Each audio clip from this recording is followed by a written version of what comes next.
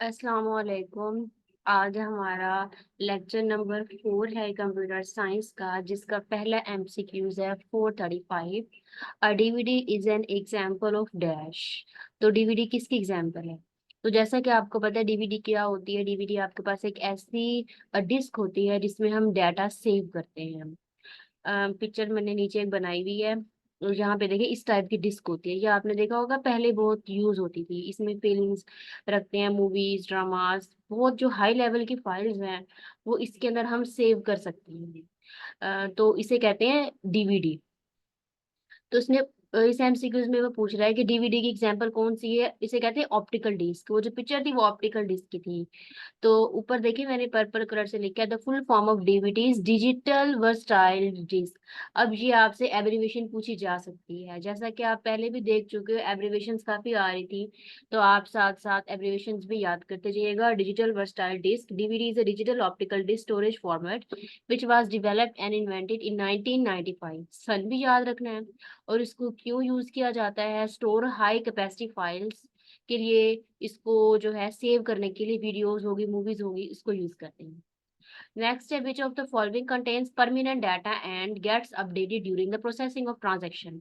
तो आप इसका जो ऑप्शन ठीक है वो मास्टर फाइल्स है। अब क्वेश्चन ये है कि मास्टर फाइल्स क्या होता है। ये ना मास्टर फाइल की डेफिनेशन लिखी हुई है। असल में मास्टर फाइल आपके पास एक ऐसी फाइल होती है, एक ऐसी मेन फाइल होती है जिसमें हम परमानेंट रिकॉर्ड रखते हैं। इसको मोस्टली बैंकिंग में जहाँ पे ट्रांजैक्शन की जाती है, वो जहाँ पे वर्ड ट्रांजैक्शन यूज कर रहा है वहां पे इसको यूज करते हैं। आपने देखा होगा कि जब जैसे जैस कैश है, इजी पैसा है, या आप एचबीएल अकाउंट से जब भी पेमेंट निकलवाते हैं तो वहां पे उनके पास हिस्ट्री होती है, बैंक वालों के पास। तो जो परमानेंट डाटा हमेशा के लिए सेव रहता है, जिसको रिमूव नहीं कर सकते, यानी ट्रांजैक्शन का जो, स्पेशली ट्रांजैक्शन का जो डाटा है, वो तो सारे पता है कि मेन डाटा है, उसको मास्टर फाइल्स में रखा जाता है।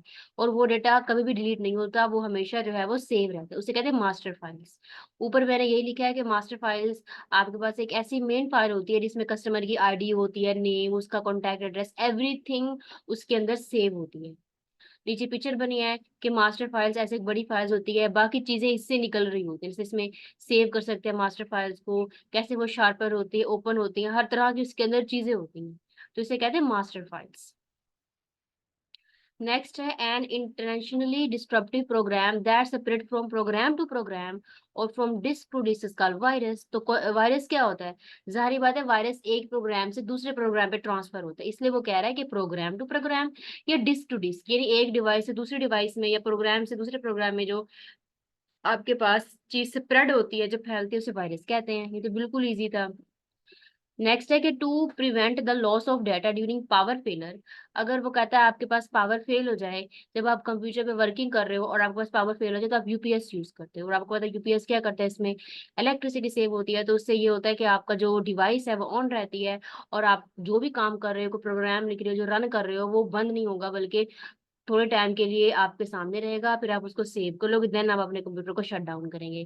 तो यानी इससे हमारा काफी फायदा हो जाता है। अक्सर हुआ ऐसा हो सकता है कि फॉर एग्जांपल आप कोई सॉफ्टवेयर यूज कर रहे हो, फॉर एग्जांपल जैसे मैं लेटेक्स यूज कर रही हूँ, मैंने उस पर बहुत बड़ा प्रोग्राम लिखा है। अब बस प्रोग्राम एंड ही होने वाला होता है कि लाइट चली जाती है, तो जैसे ही लाइट जाएगी, सारी बात है, पीसी ऑफ हो जाएगा।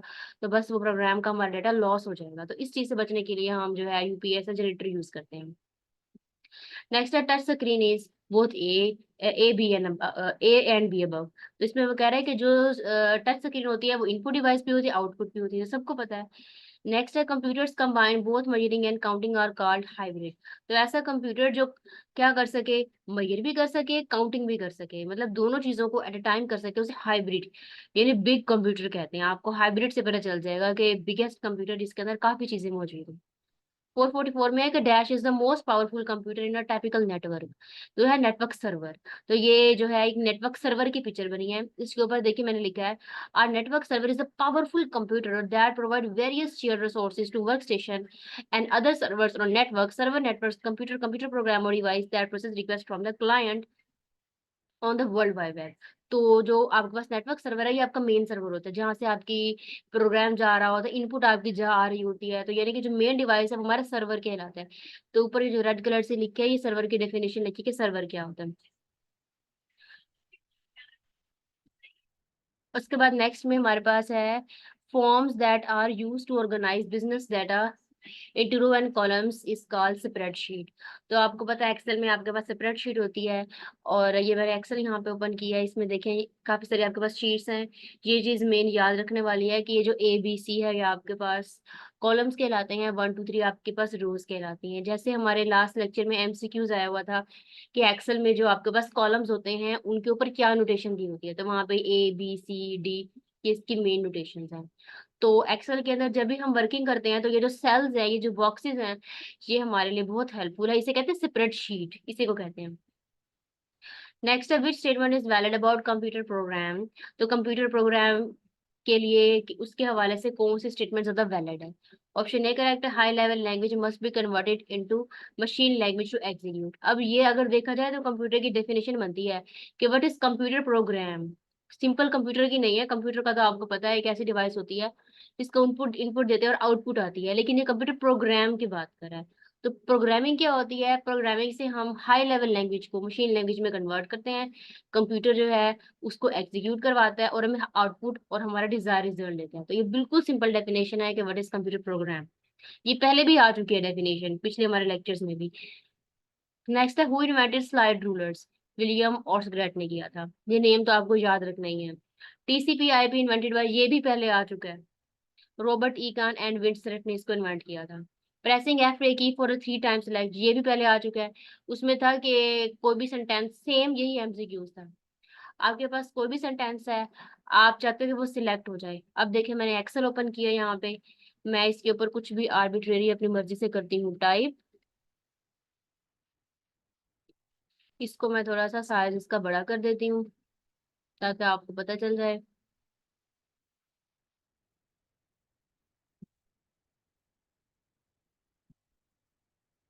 वैसे तो आपको सिलेक्ट करना आता है, ऐसे आपने एरो को पकड़ना है और जो अपना आपका लेफ्ट वाला बटन है कीबोर्ड का, आपने उसको प्रेस करना है, ये सिलेक्ट हो जाएगा। तो सिंपल बता रहा है कि अगर आप ऐसे सिलेक्ट नहीं करना चाह रहे तो इसके लिए शॉर्ट की है F8। अब मैं प्रेस करने लगी हूँ लैपटॉप के कीबोर्ड से वर्ड F8, मैंने F8 प्रेस किया, देखिए ये सिलेक्ट हो गया। अगेन प्रेस किया, अगेन प्रेस किया, तो मेरा देखिए ये पूरा जो वर्ड था वो मेरे पास लाइन सिलेक्ट हो गई है। तो ये शॉर्ट की है। वैसे तो आप अपनी मर्जी से जब यूज करें तो आप एरो वगैरह पे क्लिक कर सकते हो, लेकिन जाहिर बात है MCQs में आएगा तो MCQs में अब वो ये तो नहीं पूछेगा कि कैसे आपने इसको सिलेक्ट करना है, तो जाहिर बात है वो कुछ शॉर्ट वर्ड यूज करेगा। तो इसलिए इसके लिए शॉर्ट कीज इन्वेंट की गई है, तो ये आपने याद रखना, इंपॉर्टेंट है F8 की वाला। नेक्स्ट है the ribbon is used in dot matrix printer. ये होता है डॉट मैट्रिक्स प्रिंटर। ये प्रिंटर की एक फॉर्म है, प्रिंटर आपने देखे होंगे। तो प्रिंटर के अंदर ना ऐसे ये जो चीज नजर आ रही है ब्रिक ब्रिक से ना, ऐसे लाइंस धागे होते हैं। इसे कहते हैं डॉट मैट्रिक्स प्रिंटर। इससे हम जो है वो चीजें प्रिंट कर लेते हैं डिफरेंट डिफरेंट तरह की। इधर देखिए लिखा है कि dot matrix printer uses a print head that move back and fourth or in up and down motion on the page and print by impact striking on a non-flow cloth ribbon against the paper much like the print mechanism on a typewriter। तो ये पहले जमाने में होता था। पहले जमाने में अक्सर जब हम टाइपिंग करते करते थे प्रिंटर के लिए तो उसमें ना ऐसे बटन लगे होते थे काफी सारे। तो जब हम बटन को प्रेस करते थे, मतलब टाइप करते थे, तो साथ साथ ना लिखा हुआ टाइपिंग आती जाती थी, तो उसमें ये रिबन यूज होता था, उसकी बात कर रहा है। उसे कहते हैं डॉट मैट्रिक्स प्रिंटर। नेक्स्ट है hand held computer is also called. ऐसा कंप्यूटर जो जिसको हम हाथ से यूज कर सके उसे कहते हैं palm palm top computer. Palm मतलब हथेली, हाथ, ऐसे आप याद रख सकते हो शॉर्ट की के तौर पे। A device through which we enter data in a computer is known as input device।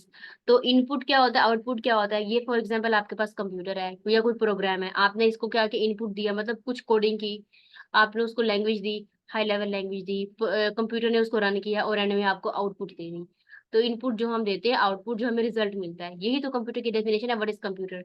तो कंप्यूटर एक ऐसी डिवाइस है जिसको इनपुट देते हैं और वो हमें आउटपुट देता है, इसलिए उसने कहा device through which we enter data in a computer is known as input device. तो जहाँ से हम इनपुट देते हैं, जहाँ से डाटा एंटर होता है मतलब जाता है उसे इनपुट, और जहाँ से हमें रिसीव होता है उसे आप आउटपुट डिवाइस कहोगे।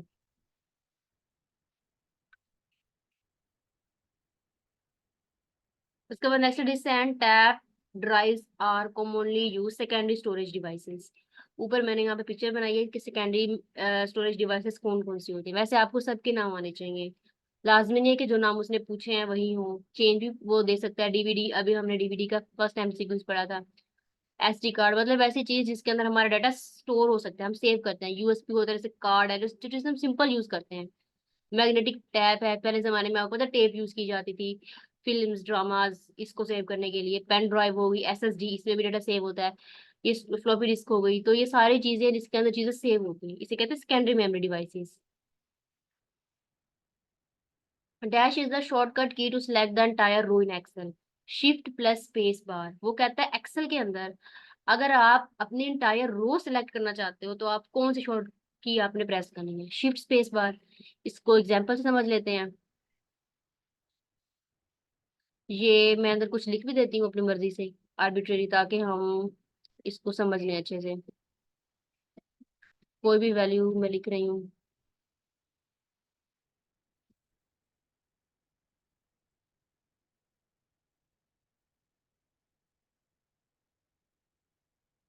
मैंने यहाँ पे क्या प्रेस किया, शिफ्ट और स्पेस बार। स्पेस बार कौन सा बटन है, ये जो कीबोर्ड के ऊपर सबसे लंबा सा बटन बना होता है ना, जहाँ पे हम टच कर रहे हैं। वैसे मैं लैपटॉप पे कर रही हूँ, लेकिन कंप्यूटर पे जो बिल्कुल लंबा सा बटन होता है, लेंथी वाला, उसे कहते हैं स्पेस बार बटन। तो सिंपल मैंने रखा इसके ऊपर। पहले आपने क्लिक कर लेना है कि कौन सी आपने रो को सिलेक्ट करना है, फिर उसके बाद आपने शिफ्ट के बाद वही जो लेंथी वाला बटन है उसको प्रेस करना है, तो वो आपके पास रो जो है वो सिलेक्ट हो जाती है।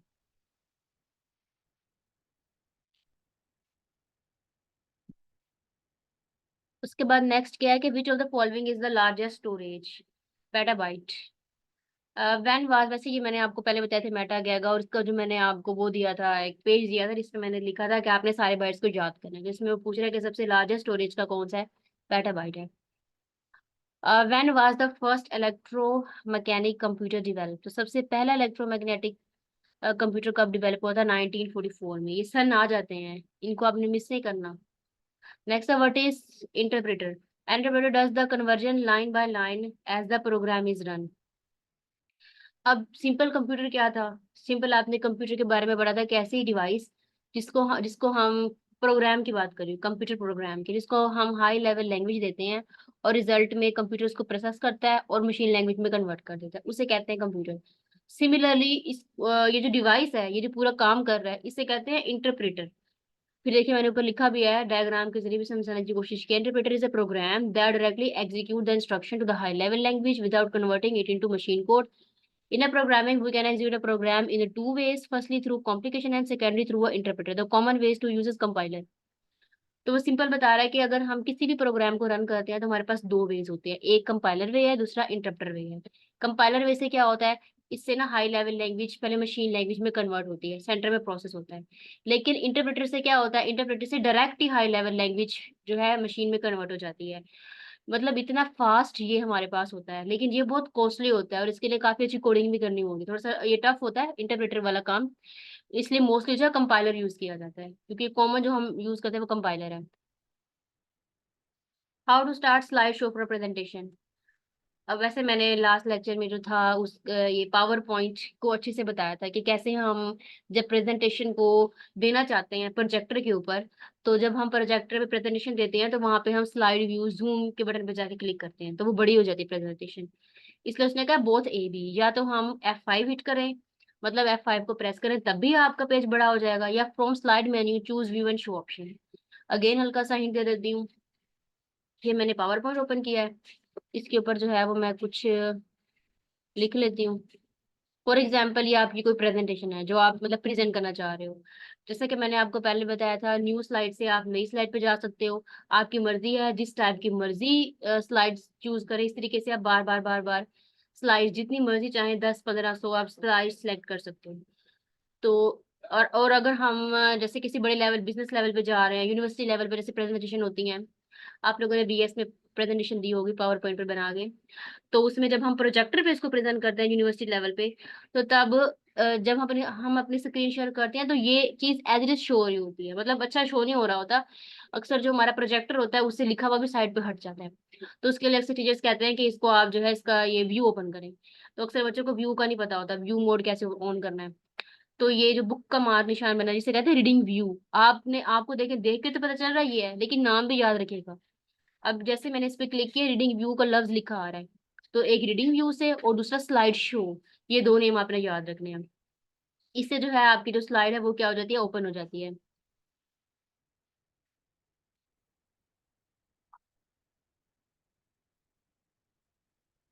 ये थोड़ा सा, हाँ अब मैंने F5 प्रेस की है शॉर्ट की, थोड़ा सा मेरे कंप्यूटर ये लैपटॉप हैंग हो रहा है। मैंने भी F5 प्रेस किया था जिसकी वजह से ये फुल स्क्रीन हो गई लेंथी। और अगर आप वापस बैक में जाना चाहते हो तो आपने ESC का बटन प्रेस करना है, जो कि आपके कीबोर्ड पे है। लैपटॉप पे भी बिल्कुल आप जाओगे तो लेफ्ट साइड के बिल्कुल ऊपर वाला फर्स्ट बटन ESC है, उसको प्रेस करने से आप जो है डायरेक्ट अपने ओरिजिनल व्यू में चले जाते हैं।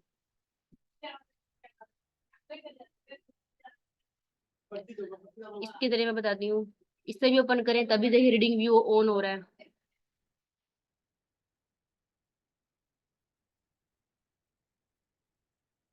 थोड़ा सा स्लो लैपटॉप वर्किंग कर रहा है। पावर पॉइंट एक्टिवेशन फील्ड थोड़ा सा सही नहीं चल रहा, बट बहरहाल इसके करने से ऑन हो जाता है। ओरिजिनल पे जाओगे तो ESC पे आपने क्लिक करना है, तो इससे आप ओरिजिनल अपने असल फॉर्म में चले जाते हैं। इसलिए उसने कहा बहुत हेवी। मैंने F5 प्रेस किया तब भी ये हो गया। अभी आपने नीचे देखा था व्यू के ऑप्शन से, शो ऑप्शन से आपके पास मेन्यू से जो है ये अगेन बड़ी हो रही स्क्रीन, तो आप प्रेजेंटेशन के लिए इसको ऑन करते हैं। नेक्स्ट है collection of character numbers and symbol is called data. तो डाटा क्या होता है? डाटा में हमारी चीजें होती हैं जो हम इनपुट देते हैं, हम जो लिखते हैं, जो चीजें हम टाइप करते हैं, नंबर्स हो गए। तो डाटा क्या होता है? डाटा का मतलब यही है कि हम कंप्यूटर को क्या इनपुट दे रहे हैं। आप प्रोग्रामिंग करते हो, जो इनपुट देते हो, एक्सेल हो गया बेशक जो मर्जी है, उसमें आप जारी बात है कुछ ना कुछ टाइप करते हो, कुछ लिखते हो। तो वो नंबर्स हो सकते हैं, कैरेक्टर, सिंबल्स, कुछ भी हो सकता है, तो उससे कहते हैं डाटा। ये अब ये डेफिनेशन है कि what is data in MS word. What is maximum scale percentage available in scale drop down works? अगर आपको याद हो, पिछले लेक्चर में मैंने आपको थोड़ा सा ना परसेंटेज में कन्वर्ट करना बताया था एक्सेल के अंदर। तो इसमें भी पूछ रहा है कि अगर आपके पास MS वर्ड है, तो आप उसके अंदर अगर ये चाह रहे हो कि आपकी जो बॉक्स है, आपके पास जो भी आप जिस पे आप लिख रहे हो उसकी जो लेंथ है वो बढ़ जाए, उसका स्केलिंग हो रहा है, स्केलिंग का मतलब इंक्रीज हो जाए, तो वो कितनी होती है तकरीबन? मैक्सिमम पूछ रहे हैं, आप कितना उसको जूम कर सकते हो, कितना बड़ा कर सकते हो, आप उसे 200 मैक्सिमम लेके जा सकते हैं। नेक्स्ट है DVI स्टैंड फॉर, एब्रीविएशन याद रखनी है, digital video interface. IB stand for, ये पहले वैसे आया हुआ है, इंटरनेट प्रोटोकॉल। MCQs इसमें काफी कुछ रिपीट भी होंगे, इसका मतलब वो इंपॉर्टेंट है, वो बार बार पहले आ चुके हैं पास पेपर्स में। इन Excel which key is use to select entire row? अभी देखें, अभी हमने यही पढ़ा था, शिफ्ट स्पेस दबाओ तो पूरी रो सिलेक्ट हो जाती है एक्सेल के अंदर, इसका मतलब ये इंपॉर्टेंट है। Which key is use to create chart from select data into Excel? F11। Simple, अगर आप चार्ट क्रिएट करना चाह रहे हो ना एक्सेल के ऊपर,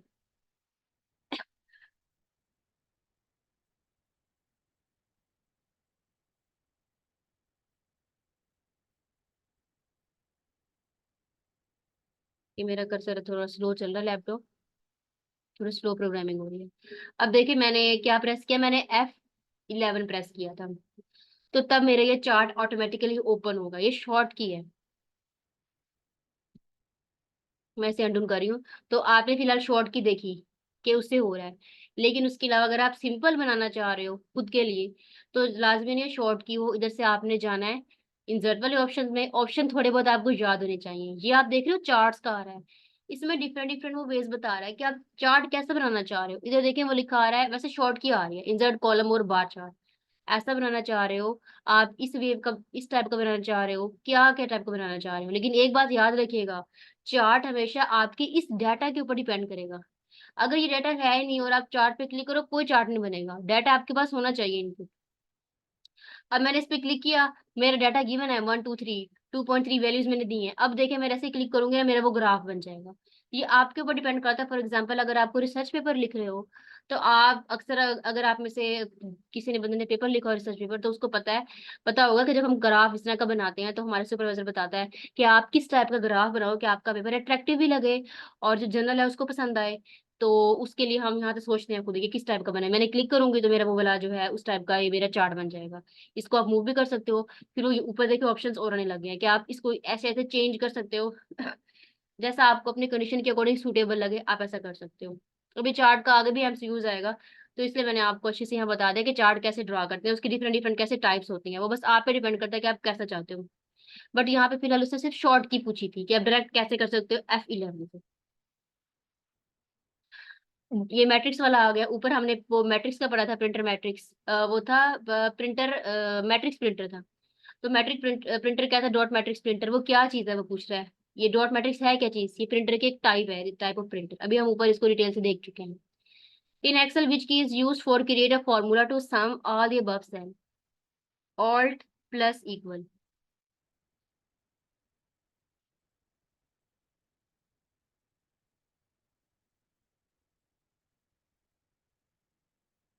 मेरा ना असल में ये सही चल नहीं रहा, थोड़ा हैंग कर रहा है, इसलिए मेरा ये रिसोर फेल हो रहा है एक्टिवेशन।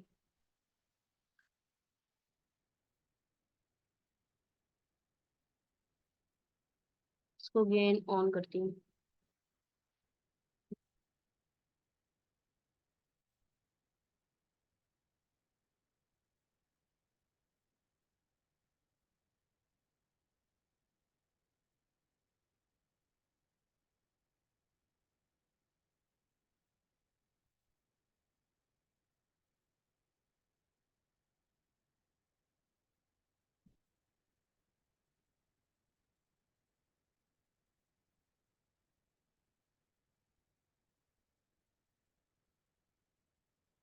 वैसे जो शॉर्ट कीज है ना वो पहले मैंने टेबल में दी हुई है, सो मैंने अब यहाँ पे अगेन जो है वो पुट नहीं की।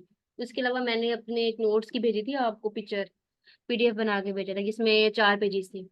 तो वो पेज इंपॉर्टेंट है, उसको तो याद कर लेना जबानी, क्योंकि वो मेन चीज है, उससे ही अगर जो कुछ भी आएगा ना वहीं से आएगा, बाहर से नहीं आएगा। और वैसे भी उसमें मैक्सिमम सारे की सारी दी हुई है। नेक्स्ट है कि CCC stand for carbon copy. ये तो सिंपल है।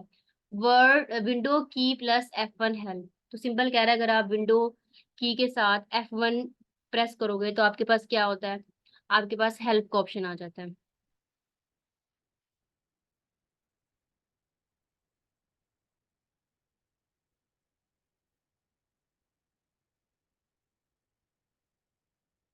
यहाँ देखिए ओपन हो गया। तो मैंने सिंपल सिंपल से स्क्रीन के ऊपर ये की प्रेस की, उसने कहा how to get help in Windows, तो बता हेल्प का ऑप्शन आपका ऐसे ही ओपन हो जाता है। कहीं पे भी प्रेस कर दें, बेशक वर्ड पे जहां मर्जी प्रेस करें, ये आपका ऑप्शन आ जाएगा हेल्प का। When you press the dash key by itself, it open and close the start menu window। Simple, आपको पता है विंडो से क्या होता है। हमारा जो मेन्यू है, मेन मेन्यू जहाँ पे सारी एप्स हैं, जहाँ से मैंने भी एक्सेल ओपन किया था, वहां से आपका मेन मेन्यू ओपन हो जाता है, और उससे आप जो चीज जिस चीज को ओपन करना चाहते हो आप कर सकते हो, एंड करना चाहो कर सकते हो। Next and the context of animation, what is the trigger in Microsoft power point. तो सिंपल, ये असल में पावर पॉइंट में पूछ रहे हैं कि पावर पॉइंट में ट्रिगर क्या होता है। An item on the slide that perform an action when click. असल में ना ये जब हम पावर पॉइंट परचेज करते हैं ना, तो वहां पे एनिमेशन के ऑप्शन में जाके आता है। इससे क्या होता है कि हमारा जो हमने काम किया होता है पावर पॉइंट के ऊपर, वो सिलेक्ट हो जाता है। हमारा एक्शन यानी जो हम अपना काम कर रहे होते हैं उसके ऊपर वो हो जाता है ओपन। वैसे मैंने पावर पॉइंट पहले आपको सिखाया भी था। यहाँ पे देखिए, असल में मैं इसलिए ये नहीं हो रहा, यहाँ पे मैंने ना कोई पिक्चर अपलोड नहीं की हुई। ये देखिए, ये ट्रिगर का ऑप्शन है, एनिमेशन में जाके ये ट्रिगर, तो ये सिलेक्ट नहीं है क्योंकि मैंने कोई पिक्चर नहीं है, मेरी गैलरी में कोई पिक्चर नहीं है। तो ये तब ट्रिगर का ऑप्शन ओपन होता है। ये तो देखिए नीचे लिखा है ट्रिगर क्या है। अगर ये ऑन होता ना तो ये थोड़ा सा ब्लू होना था, जैसे मेरी बाकी शेप्स आप देख रहे हो ब्लू है। तो ट्रिगर उस टाइम पे ऑन होना था। उसने क्या लिखा, set a special start condition for an animation. जब आप कोई पिक्चर लगाते हैं कोई एनिमेशन वाली, उसमें हम इसको काम करते हैं। You can set the animation to start after you click a shape और when media playback reached a bookmark. मतलब कोई पिक्चर हो मेरे पास, कोई एनिमेशन की हो, या कोई वीडियो जिसकी मैं एडिटिंग कर रही हूँ, तब हम इस ट्रिगर को यूज करते हैं। बहरहाल आपने ऑप्शन देख लिया ना कि यहाँ पर खड़ा हुआ है, तो आपको ये याद रह जाएगा। Which of the following are word processing software. All of the above. MS Word ले लो, वर्ड पैड ले लें, वर्ड परफेक्ट ले लें, ये सबके हैं वर्ड के प्रोसेसिंग सॉफ्टवेयर है, मतलब वर्ड्स के सारे ये सॉफ्टवेयर हैं। What is the function of control B in MS Word. B से क्या हो जाता है, बोल्ड हो जाता है। मैंने आपको थोड़ा सा बताया था हिंट से कि बी से आप याद रखोगे कि वो बोल्ड हो जाता है। और एस से क्या हो जाता है, कंट्रोल एस से, ऐसे सेव आपने याद रखा हुआ था। फिर अगर आपको याद हो तो मैंने एक पहले एमसीक्यू था लास्ट में, उसमें था कि सेव करने के कितने वेज हैं, तो 3 थे। अब कोई भी वर्ड है उसमें 2 ऑप्शन होते हैं सेव के, कंट्रोल ऐसे भी कर सकते हैं, सेव एज और सेव। तो टोटल जो है वो 3 वेज है किसी भी डॉक्यूमेंट को सेव करने के। पहले ये पूछा हुआ था जी कितने वेज है। Thesaurus tools in MS Word is used for synonyms and antonyms. इसको ओपन कर लेते हैं। ऊपर मैंने थोड़ी सी ना की भी लिख देती हूँ कि कैसे यूज करना है। अगर आपको ना समझ में यहाँ से देखिएगा, पहले आपने एमएस वर्ड पे जाना है। वो इस वजह से मैं वर्ड का मैंने लिखा कि अक्सर ना एक्सेल और वर्ड में और पावर पॉइंट में डिफरेंट चीजें हैं। अक्सर एमसीक्यूज में वो मेंशन नहीं करता कि आपने कौन सी ऐप पे जाना है। वैसे इसमें बताया हुआ है, लेकिन अक्सर मैं नहीं बताता। एमएस वर्ड में आपने रिव्यू पे जाना है। ये रिव्यू का ऑप्शन है। इसमें ये ट्रैक चेंज के बारे में हम पहले पढ़ चुके हैं। ये देखिए थ्रेशर का मतलब है, मैं यहाँ पे ना कोई वर्ड टाइप करती हूँ। ये तो सिंपल एक नेम है ना, तो मैं कुछ और लिखती हूँ, वर्ड लिखती हूँ कोई। मैं लिखती हूँ जैसे होम। मैंने किया इसको सिलेक्ट। मैं चलेगी त्रिशारू पे। अब देखिए जैसे मैंने इसको ऑन किया, अब देखिए ये ऑप्शंस आने लगे। अब आपको सनोनिम मिलेंगे, एंटोनिम मिलेंगे, सब कुछ मिलेगा। अब होम के अकॉर्डिंग जो वर्ड आ रहे हैं, इधर देखिए एडजेक्टिव भी आपको मिल रहा है इससे रिलेटेड। ये वाईफाई पे चलेगा, मतलब वाईफाई पे वर्किंग करेगा। इंटरनल एडजेक्टिव मुझे मिल रहे हैं सारे। देखिए मुझे इससे रिलेटेड कितने वर्ड्स मिल रहे हैं। मैं इसको इतने इतने वर्ड से रिलेट कर सकती हूँ, मुझे इसके सनोनिम एंटोनिम सब कुछ मिल रहा है। तो मतलब आपको अगर देखा जाए होम से रिलेटेड ये चीजें मिल रही हैं। देखिए इसकी डेफिनेशन भी सब कुछ मिल रहा है। इसे कहते थे इशारू करना। ये आगे भी आएगा MCQ again. Which of the following option in file pull down menu is used to close a MS Word document? तो डॉक्यूमेंट क्लोज को खत्म करने के लिए आप क्या करते हो? क्लोज के बटन पे क्लिक करते हो या कट कर देते हो, ऊपर से आपकी मर्जी है। इन MS word what is maximum number of lines you can set for a drop cap? तो सिंपल जो ड्रॉप कैप है आपके पास मैक्सिमम नंबर ऑफ लाइंस है वो कितनी है? इसमें 10 होती है।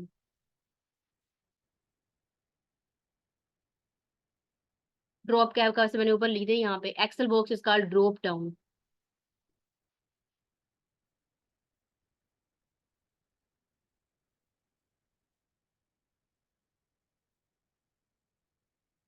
In Microsoft Word, the shortcut Shift plus Delete is used. Delete the select item permanently without placing the item in the recycle bin. ये आगे भी एमसीक्यूज अगेन रिपीट होगा, पहले भी आ चुका है। तो अगर आप शिफ्ट के साथ डिलीट का बटन दबाओ, कोई आप डॉक्यूमेंट डिलीट करना चाह रहे हो, अगर आप शिफ्ट के साथ डिलीट का बटन दबाओगे तो वो बटन, वो जो आपके पास डॉक्यूमेंट है वो परमानेंटली खत्म हो जाएगा, रिसाइकल बिन में भी नहीं जाएगा। तो यानी अगर आप किसी डॉक्यूमेंट को बिल्कुल ही खत्म करना चाह रहे हो तो आपने शिफ्ट और डिलीट दबा देना है। Which of the following is used to create newspaper style columns in MS Word?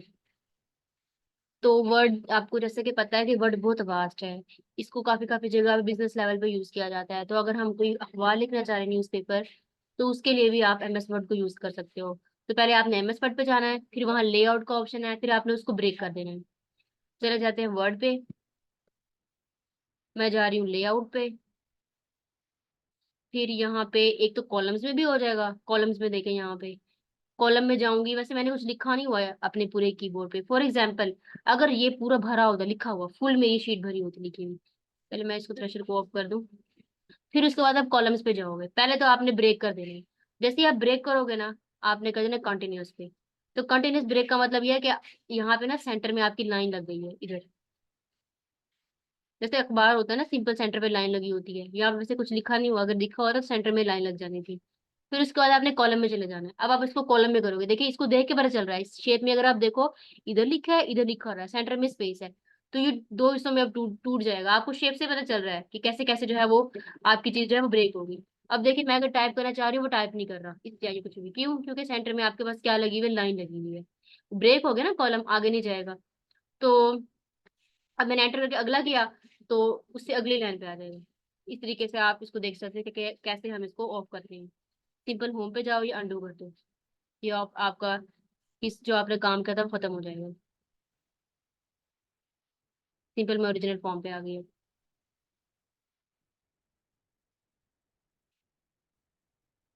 Drop cap means none of the above. Simple वो कह रहा है ड्रॉप कैप क्या होता है, क्या small cap, small boxes, title case होता है, ऑल कैप्स? ऑल कैप्स का तो आपको वैसे ही पता है। ऑल कैप्स तो आपके पास वर्ड में कल भी मैंने बताया था एक ऑप्शन है जिससे हम क्या करते हैं ऑल कैप से। ये एमसीक्यू वैसे 2 बार आ चुका है, हम उसे अपर केस में कन्वर्ट कर देते हैं, वो ऑल कैप्स। तो वो पूछ रहा है कि वो जो बॉक्स होते हैं एक्सेल में जिसे हम ड्रॉप कैप कहते हैं, वो क्या चीज़ है? क्या वो स्मॉल कैप्स हैं, टाइटल कैप्स हैं? वो ऐसा कुछ भी नहीं है, सिंपल एक बॉक्स होता है बस, उसका कोई मीनिंग नहीं है, मीनिंगलेस है वो। How Microsoft word will respond in repeated word? A red wavy line under the repeated word. कोई अगर लफ्ज आप रिपीट आपका होने लग गया है, तो आपको पता है उसके नीचे जो है रेड कलर की लाइन आ जाती है कि भैया आपका जो वर्ड रिपीट हो रहे हो। अक्सर जब मैं ये आप लोगों को एमसीक्यूज बनाती हूँ ना क्विज, अगर मैं ऑप्शन को 2 बार लिख दूं वहां पे ए और बी में, तो वहां पे भी रेड कलर की लाइन आ जाती है कि भाई आपका ये जो लिखा है रिपीट हो रहा है, तो ये लाजमी नहीं है उसमें वर्किंग करें, कहीं पे भी वर्क कर सकते हैं। What is the extension of Microsoft Word file docx? ये सिंपल उसकी एक्सटेंशन है। Control S shortcut is use to save document, again repeat हो गया। Home keyboard key is use in Microsoft Word, move the cursor beginning to the line, ये भी पहले आ गया है। तो जो सिंपल होम कीबोर्ड की आप यूज करते हो, ये जो एरो आपके पास है ऊपर नीचे, ये राइट लेफ्ट वाले कीबोर्ड में ले लो, लैपटॉप में ले लो, तो कर्सर इसे आगे पीछे मूव करते हैं। या ये मैंने ऊपर शॉर्ट की लिखी हुई है, control art plus page up करोगे तो ऊपर की तरफ जो चला जाएगा, डाउन करोगे नीचे की तरफ, राइट पे राइट की तरफ, लेफ्ट पे भी लेफ्ट की तरफ चला जाएगा। ये पहले भी आया हुआ है। कंट्रोल एंड ये पहले आ चुके हैं। कंट्रोल एंड से क्या होता है, मूव द कर्सर, एंड हो जाता है हमारे डॉक्यूमेंट का। which of the following can you change using the page setup dialog box? All of the above। तो सिंपल आप अगर कंट्रोल डी से, वही लास्ट वाले लेक्चर की तरह, जिसे मैं 3 बार बता चुकी हूँ कैसे हम डायलॉग बॉक्स को ऑन करते हैं। तो जो डायलॉग बॉक्स है उसे हम मार्जिन भी कर सकते हैं, पेज की ओरिएंटेशन, उसकी शक्ल तब्दील कर सकते हैं, उसको अलाइनमेंट भी कर सकते हैं कि हम किस किस तरीके से अपने वर्ड की जो है सेटअप करना चाह रहे हैं। तो ये सारे काम डायलॉग बॉक्स के अंदर हैं। आपको पता है वहां पे काफी ऑप्शन थे, बोल्ड का था, लैंग्वेज चेंज करने का था, साइज कलर सब कुछ उसमें मौजूद होता है। तो ये सारा कुछ उसके अंदर हो जाता है। How do you magnify your documents in MS word? आप जूम करके देख लो, जैसे भी कर लो, ये तो बिल्कुल आसान सी बात है। अब ये लिखा है, इसको बड़ा कैसे करना है? सिंपल, यहाँ पे आप चले जाओ, नीचे देखना है ये आ रहा है प्लस और माइनस का साइन, इसे देखिए जूम हो रहा है। नेगेटिव पे जाओगे तो डाउन होने स्टार्ट हो जाएगा। ये सिंपल आप व्यू में जाके भी कर सकते हो, वहां पे 2 ऑप्शन थे, एक व्यू का भी था, व्यू में जाओगे देखिए जूम लिखा हुआ है। जूम में पूछा है कितने परसेंट करना है, 120 कितना परसेंट, ये वर्ड लिखा आ रहा है। तो जैसे देखिए मैं 19 लेस कर रही हूँ, देखिए छोटा होता जाएगा, जैसे मैं ओके करूंगी मेरे पिछले वाले देखिए वर्ड भी छोटा हो जाए। तो मतलब ये जूम पे डिपेंड करता है, जूम से हम ऐसे कर सकते हैं, यहाँ से भी जा सकते हैं, वहां से भी जा सकते हैं। मैं थोड़ा बड़ा कर देती हूँ इसको, पहले जरा छोटा हो गया था। मतलब जितना भी कर लें आपकी मर्जी है। तो यानी जूम और व्यू से आप कर सकते हो। All power point slide instance view is slide view. अभी आपने देखा था, आप प्रेजेंटेशन देना चाह रहे हो, आप कैसे चाहोगे कि आपकी स्लाइड बड़ी शो हो? तो वही नीचे रीडिंग मोड जो था और व्यू का ऑप्शन था, स्लाइड व्यू, वहां से आपकी स्लाइड बड़ी हो जाएगी और सबको मतलब व्यू वाले साइज में आ जाएगी। Small squares called dash on the selection rectangle that surrounding a graphic can be used to change the dimension of the graphic in MS Word sizing handle। असल में ना ये आपको वर्ड के ना टेबल बनाने का भी आइडिया होना चाहिए। आई थिंक शायद मैंने पहले टेबल के बारे में आई थिंक नहीं बताया, ये शायद मेरे ख्याल से बताया था एक बार। तो टेबल कैसे ड्रा करते हैं? टेबल का वैसे काम ज्यादा होता है वर्ड के अंदर, अक्सर जब हम पेपर वगैरह बना रहे होते हैं स्टूडेंट्स के, तो हमें ये चाहिए होता है टेबल वाला ऑप्शन। टेबल में जाना है, ये बॉक्सेस है, इसलिए वो वहाँ एमसीक्यूज में स्क्वायर की बात कर रहे हैं, जैसे मैं से रखती गई हूँ देखें, उतने उतने बॉक्स मेरे पास सिलेक्ट होते जाएंगे ऐसे करके। इस टाइप से आप सिलेक्ट कर सकते हो। सिमिलरली आप टेबल इंसर्ट भी कर सकते हो, ड्रा भी कर सकते हो। ड्रा से पेंसिल बन जाएगी, और जैसे जैसे आप देखो आप करोगे आपके पास सिंपल बॉक्स बनता जाएगा आपकी मर्जी का। फिर आप उसके अंदर ऐसे लाइन लगा लो, मतलब अगर आप को किसी डिफरेंट टाइप का चाहिए तो आप इस तरीके से जो है अपना टेबल ड्रा कर सकते हो। फिर आप उसे डिलीट भी कर सकते हो। डिलीट सेल, क्या डिलीट करना चाह रहे हैं आपकी मर्जी है। फिर वो कह रहा है कौन सा आप करना चाह रहे हो, shift right cell, delete entire row, तो डिलीट इंटायर रो पे आप भी कर सकते हो। देखिए मेरी रो डिलीट होगी, कॉलम्स पे करती कॉलम्स डिलीट हो जाने थे। तो इस तरीके से थोड़ा बहुत आपको टेबल शेबल का आइडिया होना चाहिए कि कैसे करते हैं ये। तो मैं अंडन कर रही हूँ।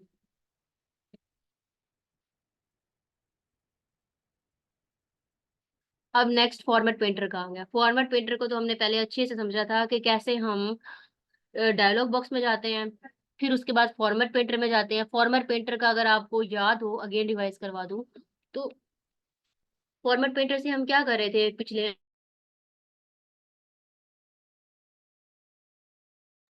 तो फॉर्मेट पेंटर से हम बार बार कॉपी पेस्ट कर रहे थे, मतलब एक लफ्ज था मेरा लिखा हुआ, मैं उसको बार बार पेस्ट करी जा रही थी। ये काम कहाँ पे हो रहा था? फॉर्मेट पेंटर में हो रहा था। लेकिन मैंने आपको उस टाइम पे शॉर्ट की बताई थी, आप कंट्रोल सी करके कंट्रोल वी भी कर सकते हो, बार बार आप पेस्ट कर सकते हो। वैसे नॉर्मल जो हम यूज करते हैं ना, वो कंट्रोल वी वाला मेथड यूज करते हैं, शॉर्ट की यूज करते हैं, वो ज्यादा इजी भी है और जल्दी भी बंदे को याद रह जाता है। Which of this tool bar allow changing of font and their size in word document? Formatting, ये पहले आ चुका है। फॉर्मेटिंग से हम क्या करते हैं, साइज चेंज करते हैं, हमें कलर जो चाहिए होता है, हम उसका स्टाइल देख सकते हैं, तो सारा कुछ ही फॉर्मेटिंग के अंदर। फॉर्मेट का मतलब जैसे थीसिस को फॉर्मेटिंग करना, पेपर को फॉर्मेटिंग करना, उसको चेंज करना, उसे न्यू फॉर्म में ले जाना, फॉर्मेटिंग कहलाता है। कंट्रोल एफ से क्या होता है, एफ से अगर आपको याद हो मैंने बताया था फाइंडिंग, फाइंड, इसलिए उसने कहा open find replace dialog box with activating find, मतलब फाइंड के हवाले से आपने याद रखनी।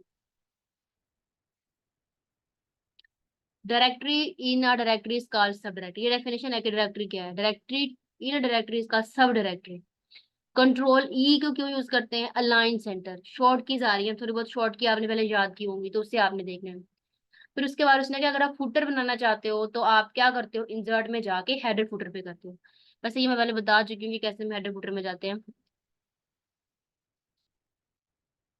वैसे हेडर फुटर के आपको बड़े ऑप्शन दिखेंगे, इंसर्ट में जाके भी आप हेडर फुटर कर सकते हो, आपको हेडर शो होगा। अब वो पूछेगा आप हेडर का जो है वो नंबर क्या देना चाहते हो, मतलब किस स्टाइल में आप करना चाहते हो, सेंटर में लिखा आए, साइड पे आए, ये सारे स्टाइल्स आ रहे हैं देखिए नीचे, आपको जो दिल करे आप स्लाइड सेलेक्ट करो यहाँ से कि सेंटर में लिखा हो, कहाँ कहाँ आपको चाहिए, किस स्टाइल से चाहिए। सिमिलरली आप फुटर पे भी कर सकते हो, हेडर का मतलब ऊपर, फुटर का मतलब नीचे, फुट पे मतलब इसका मतलब ये है। ऐसे आप कर सकते हो, आपकी मर्जी है, जैसा आपका दिल करे। नेक्स्ट में विच of the following provide a list of synonym. अभी थ्रेशर, इसे हमने क्या निकाले थे, सिनोनिम निकाले थे, एंटोनिम निकाले थे, देखिए उसने कैसे घुमा के दिया है। नेक्स्ट है the word count command in tools menu display the number of word as well as the number of dash in the current documents all of the above. तो वो कह रहा है कि एमएस वर्ड के अंदर हमारा जो टूल मेन्यू होता है उसमें क्या क्या होता है, उसमें लाइंस भी होती हैं, शो होती हैं, हम करेक्टर भी कर सकते हैं, पैराग्राफिंग, ये सारे ऑप्शंस हमारे जो है टूल मेन्यू के अंदर होते हैं। तो आपको मेन्यू याद करने हैं, एक तो मैंने आपको लास्ट लेक्चर में मेन्यू की सीक्वेंस याद करने का भी कहा था, और दूसरा ये आपने वो कीवर्ड याद रखने थे, मेन मेन तरतीबी, और कौन कौन से होम पेज पे ऑप्शंस हैं वो याद थोड़े बहुत आपको होने चाहिए। जैसे ये वर्ड है, ऐसे याद रखो, पेजेस का ऑप्शन भी उसने कहा था, देखिए टेबल्स आता है, इल्यूजन आता है, एड इन्स आता है, media, links, comments, header, footer, text, insert के अंदर है। होम पेज में क्या है, ये clipboard, font, paragraph, styles and editing, ये चार है, पांच है, एक दो तीन चार पांच, ये नीचे वाले वर्ड इंपॉर्टेंट है, अक्सर आप आगे जब काम करोगे तो ये वाले वर्ड्स पूछेगा। जैसे पैराग्राफ है, इसके साइड पे क्लिक करोगे तो customize quick access tool bar ये आपके पास ओपन हो जाएगा। देखिए ये सारे टूल्स हैं जो आपके पूरे के पूरे इसके अंदर यूज हुए हैं। देखिए font size, everything, save, undo, आप जो जो काम करते हो ये लिस्ट खत्म ही नहीं होगी, ये सारे की सारी आपकी चीजें हैं इसके अंदर। देखिए और भी बहुत सारे ऑप्शंस हैं, जो आपका सारा चीजें हैं वो इसके अंदर है, पैराग्राफिंग का जो काम है। तो इस तरीके से आप चीजें ऑन कर सकते हो, लेकिन मेन, अब देखिए हर चीज को डीप याद करना तो मुश्किल है, लेकिन मेन मेन चीज आपको पता होनी चाहिए कि सामने सामने क्या उसकी चीज है। Press dash to create a link break with advance. The insertion point to the beginning to the next physical line, ignoring any paragraph formatting instruction is shift enter. Simple कह रहा है, अगर आपके पास एक पैराग्राफ है दूसरे पैराग्राफ पे जाना चाह रहे हो तो आपने शिफ्ट एंटर दबाना, सिंपल सी बात है, ये पहले वैसे आ भी चुका है। और ये जो शॉर्ट कीज वाला पेज है उसमें भी है। Which option enables automatic updates in destination document, इसका लिंक। अब असल में ना होता ये है कि ना जब डेस्टिनेशन डॉक्यूमेंट्स का मतलब ये ना असल में काम है डब्ल्यूपीएस ऑफिस का, जो डब्ल्यूपीएस ऑफिस शायद किसी के पास इंस्टॉल हो, वैसे मेरे पास नहीं है। तो उसके अंदर ना जब आपके पास पीडीएफ होता है ना, जो डेस्टिनेशन डॉक्यूमेंट का मतलब जो आपका डिजायर डॉक्यूमेंट है, फॉर एग्जाम्पल जैसे आपने कोई भी, जैसे मैंने ये नोट्स ओपन किए हैं, ये आप मेरे पास से क्या है, डेस्टिनेशन डॉक्यूमेंट्स है। वहां पे जब आप जाते हो ना ऊपर बिल्कुल ऑप्शन में ना वहां पे होता है एक ऑप्शन लिंक का, उस पे जब आप क्लिक करते हो ना तो आपके पास, आप उससे क्या होता है, फॉर एग्जाम्पल जैसे डॉक्यूमेंट है, इसमें ये एमसीक्यूज है 496, मैं जहाँ पे ना पीडीएफ के अंदर लिंक ऊपर ऐसे ना हेडिंग में लिंक आ रहा होगा, मैंने उस पर कर देना क्लिक। जैसे मैं क्लिक करूंगी ना तो वो जो वर्ड है ना जिसको मैंने सिलेक्ट किया था वो ब्लू कलर का हो जाएगा, और आपको पता है जिस ब्लू हो जाए वो हाइपर लिंक बन जाता है। तो वो जो वर्ड ब्लू हो जाएगा ना, वो ब्लू वर्ड पे जैसे मैं क्लिक करूंगी ना उसके बाद मैंने ना एक और ऑप्शन पे क्लिक करना है, मतलब मैं ये इनपुट देना चाह रही हूँ कि अगर मैं इस ऑप्शन पे क्लिक करूँ तो मेरे पास ये चीज खुल जाए। तो जैसे आप इस लिंक पे क्लिक करोगे तो आपके पास ये वाला एमसीक्यूज ओपन हो गए। तो इसे कहते हैं लिंक के जरिए कनेक्शन करना, इसे कहते हैं डेस्टिनेशन डॉक्यूमेंट्स, इसका भी अलग से एक होता है पूरी कमांड्स वगैरह, बट मेन आपको पता होना चाहिए कि एमसीक्यूज का मतलब क्या है। मैं एमसीक्यूज का मतलब समझा रही हूँ कि कहना क्या चाह रहा है। वैसे इसका डीप वास्ट मीनिंग है, बट यहाँ पे सिंपल पूछ रहा है कि जब डेस्टिनेशन डॉक्यूमेंट्स में आप कैसे अपडेशन करते हो, आप लिंक के जरिए अपना सारा काम करते हो। प्रोसेस नहीं पूछा ना उसने, कोई शॉर्ट की पूछे कि कैसे आपने करना, बस सिंपल पूछा है कि आप लिंक के जरिए उसको ऑन ऑफ कर सकते हो। Which of the following typical appear at the end of the document or citation of the source and notes? Similarly, अब ये 2-3 एमसीक्यूज ना WPS ऑफिस के आ रहे हैं। अब अगर किसी ने थीसिस लिखा हो या किसी ने लिखा होगा पेपर वगैरह, तो उसको याद होगा कि जब भी हम रेफरेंसेस देते हैं ना, रेफरेंसेस देना पेपर के एंड में, तो उसके लिए WPS ऑफिस के अंदर एक ऑप्शन होता है अक्सर एंड नोट्स का। तो एंड नोट्स आपके पास रेफरेंसेस लिखे आ जाते हैं और तरतीब के साथ आ जाते हैं अल्फाबेटिकली, उसे कहते हैं एंड नोट्स। तो उससे हम कर सकते हैं ये काम। इसलिए उसने कहा कि एंड डॉक्यूमेंट्स के एंड में जब हम साइटेशन देते हैं, साइटेशन का मतलब होता है वो रेफरेंस देना, उसे कहते हैं साइट करें आप यहाँ पे। तो उस साइटेशन के अमल को कहते हैं, उसको हम एंड नोट के जरिए हल करते हैं। Word store all frame associated with a web page in a single file is called frame pages. अब वेब पेजेस के जो सारे पेजेस होते हैं, जैसे ये पेज है, ये पेज है, ये पेज है, जो मेरा पूरा डॉक्यूमेंट बन गया, इसे कहते हैं फ्रेम पेजेस, जिसके ऊपर मेरा मेन काम है, जो मेरे मेन पेजेस हैं। Which of the following term means to reckon? पुटारे, यहाँ पे लिखा computer come from the Latin word पुटारे which means both think to a prune. तो सिंपल असल में ये किसका लैटिन जबान का वर्ड है जिसका मतलब कंप्यूटर होता है, इसे रेक्टन भी कहते हैं। To change margin setting in word 2016, सारी बात है, अब वर्ड्स की भी काफी जो है ना वो सालों के हिसाब से वर्जन है। मेरा जो है पुराना है थोड़ा सा, जो न्यू होगा वो ज्यादा अच्छा और मॉडिफाइड होगा। तो उसने क्या कहा 2016 वाले में, click dash on the menu bar and then point to page margin. Simple layout पे जाओ, जैसे आप लेआउट पे जाओगे आपको बस मार्जिन के ऑप्शन आने स्टार्ट हो जाएंगे। देखिए मैं लेआउट पे गई, ये मार्जिन का ऑप्शन आ गए। मैं मार्जिन में वो बता रहा है कि आप कैसे कैसे मार्जिन चाह रहे हो, इस टाइप की मार्जिन हो। देखिए शेप साथ साथ बनी आ रही है, शेप बनी हो अच्छी बात है। देखिए मुझे पता भी चल रहा है कि मेरे पेज के मतलब राइट साइड पे, लेफ्ट पे, अपर टॉप पे कितना कितना फर्क आ रहा है, मतलब कितनी कितनी स्पेस आ रही है। तो ये एक बेस्ट वे है अगर देखा जाए रिप्रेजेंट करने का। उसके बाद नेक्स्ट है half of a byte is called nibble, ये पहले पढ़ चुके हैं हम। In Microsoft PowerPoint two kinds of sound effect files that can be edit to a presentation are wave files and mid files. तो जब आप साउंड वेव प्रोड्यूस करते हो एमएस फाइल के अंदर, तो वो दो तरह की होती है, एक वेव फाइल होती है, एक मिड फाइल होती है। इन दोनों का होना जरूरी है। To exit the PowerPoint double click on the application control menu icon. आप चाह रहे हो पावर पॉइंट बंद हो जाए, सिंपल आप पेज कट कर दो या आप डबल क्लिक कर दो आपके मेन्यू के ऊपर, तभी वो खत्म हो जाएगा। Which of the following tools enables you to add text to a slide without using the standard placeholder? Text tool box. तो सिंपल जो टेक्स्ट वाला बॉक्स होता है वर्ड के ऊपर होता है, एक्सेल में भी ये होता है ऑप्शन, यहाँ उसने उसने बताया नहीं है कि आप कहाँ पे जा रहे हो, या पावर पॉइंट पे भी होता है। तो अक्सर ऐसे होता है कि ना अक्सर मेरा तो वैसे टाइपिंग केवल लिखा आ रहा था, लेकिन अक्सर लोग जब ना ये ओपन करते हैं ना पावर पॉइंट मोस्टली या वर्ड, तो ना उनका लफ्ज लिखा नहीं आ रहा होता। तो लिखे आने के लिए ना एक बॉक्स आ रहा होता है जिसका उसने नाम यही लिखा हुआ है टेक्स्ट टूल बॉक्स, तो उसे टेक्सटिंग होती है। अक्सर लोग तो प्रेस ही करते रह जाते हैं कि उनका टाइपिंग नहीं हो रही होती, तो उन्होंने क्या करना होता है उस टाइम पे, उनका माइंड वर्किंग नहीं करता। ऊपर ऑप्शन में ना एक टेक्स्ट टूल का बटन दबा होता है, बना होता है, उस पर क्लिक करने से आपके पास बॉक्स बन जाता है, फिर उसके अंदर आप टाइपिंग करते हो, उसे कहते हैं टेक्स्ट टूल बॉक्स। सिंपल सी बात है। कोई भी ऐप ले लो, आप कुछ लिखना चाह रहे हो, जैसे ये फॉर एग्जाम्पल ये वर्ड है, कोई भी चीज़ है, पीडीएफ रीडर है, इसमें आप टेक्स्ट पे ओपन करोगे तो सिंपल आप टेक्स्ट कर सकते हो। Which of the following bypasses the print dialog box when printing individual slides to entire presentation is the print button? Print button है, सिंपल वर्ड में चले जाओ, एक्सेल में चले जाओ, प्रिंट आप कैसे करते हो, वही ऑप्शन है प्रिंट का, फाइल में जाना है। जैसे प्रिंटिंग में यूज होता है हम तो उसको यूज नहीं करते, जो प्रिंटर यूज करता है उसके लिए चीज हेल्प करती है। तो सिंपल हम प्रिंटर के ऑप्शन से जाके बता सकते हैं हमें कितनी कॉपीज चाहिए, और कौन कौन और ये देखना है कि कौन कौन सा पेज प्रिंट हो, सिंगल साइड प्रिंट हो, डबल साइड प्रिंट हो, ये हमारे पर डिपेंड करता है कि हम किस टाइप से करना चाह रहे हैं।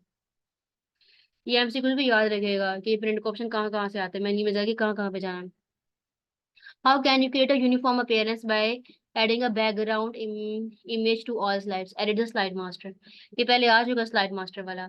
तो पावर पॉइंट है, उसमें आप इमेज डालना चाह रहे हो तो आप स्लाइड मास्टर से जाके कर सकते हो। उसका विच of the following can you format using button on the formatting tool bar? Format underline से, अंडरलाइन से आप क्या कर सकते हो, सिंपल जो आपके पास फॉर्मेटिंग का और टूल बार है ना, जिसमें आपके वर्ड होते हैं, आप उसको लैंग्वेज में कन्वर्ट कर सकते हो, तो उसके अंदर ऑप्शन होता है अंडरलाइन का। तो सिंपल पूछ रहा है कि फॉर्मेटिंग टूल बार में कौन सा इनमें से ऑप्शन है, ये भी नहीं है, फॉर्मेटिंग पेंटिंग का भी नहीं है, फंट कलर का नहीं, अंडरलाइन का है। Which option can be use to create a new slide show with the current slide but presentation in different order? Custom slide show. तो कस्टम स्लाइड शो से क्या होता है, आप जब स्लाइड शो पे क्लिक करो कर रहे थे, अभी अभी आपने देखा होगा मैं न्यू न्यू स्लाइड्स ऐड करी थी स्लाइड व्यू से। तो सिंपल बता रहा है कि आप स्लाइड शो पे जाओ, आपकी स्लाइड बड़ी भी हो जाएगी, और अगर आप न्यू लेना चाह रहे हो तो वहां पे न्यू स्लाइड का ऑप्शन भी आ जाता है। ये बिल्कुल सिंपल सी बात कर रहे हैं इंग्लिश में। जो सबसे मेन काम ये है कि आपको पहले थोड़ा बहुत चीजें यूज करनी आनी चाहिए। जब आपको चीज यूज करने आ जाएगी, फिर आपको खुद ही ये इंग्लिश में सिंपल बात पूछ रहा है, ये आपको ऑटोमेटिकली समझ में आ जाएगा कि वो क्या कह रहा है। मैंने असल में यूज किया है, इसलिए तो मुझे देख के पता चल रहा है कि वो सिंपल सी बात ही पूछ रहा है। थोड़ा बहुत आपने वैसे पिछले